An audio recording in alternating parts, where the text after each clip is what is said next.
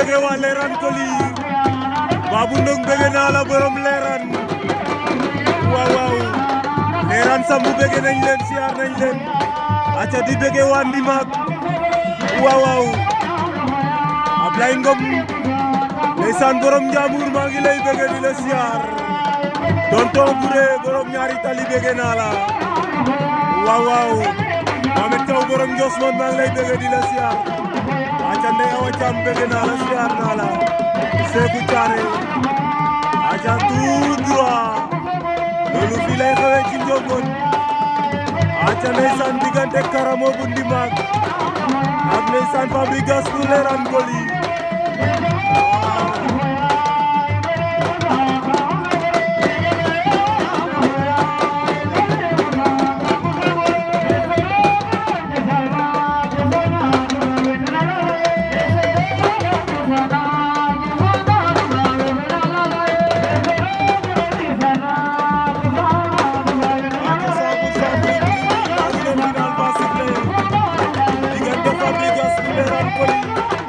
Karamo bu Ndimak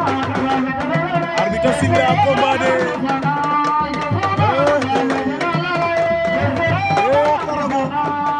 Karamo fiile na ko mu bañ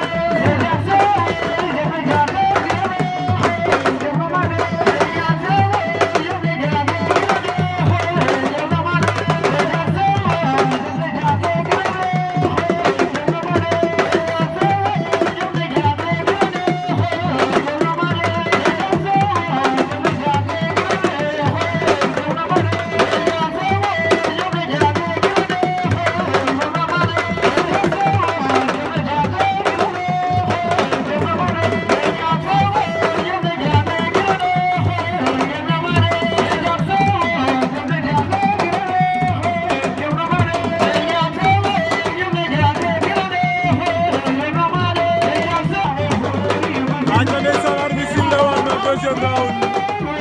diggante Fabregas bu Leerane Coly Karamo bu Ndimak ale Omar Nafaka e Wuren Diop ba Cissé san Fabregas ngay dox ci koom Karamo ngay bañ Fabregas Karamo bu Ndimak ngay dox ci koom Fabregas jàpp na ngemb ba Fabregas jàpp na ngemb le Fabregas jàpp na ngemb waaw waaw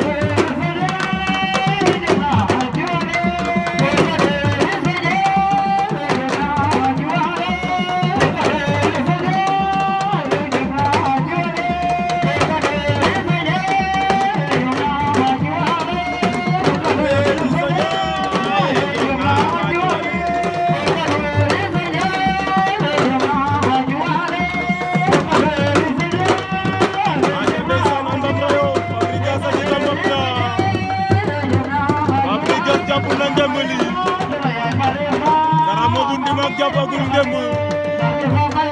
ndeysaan final ba neex na metti na ñaari xale yi bëre lañ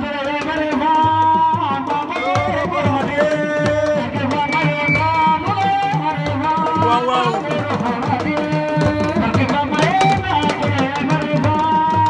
aca ndeysaan Karamo bu Ndimak jàpp na ngemb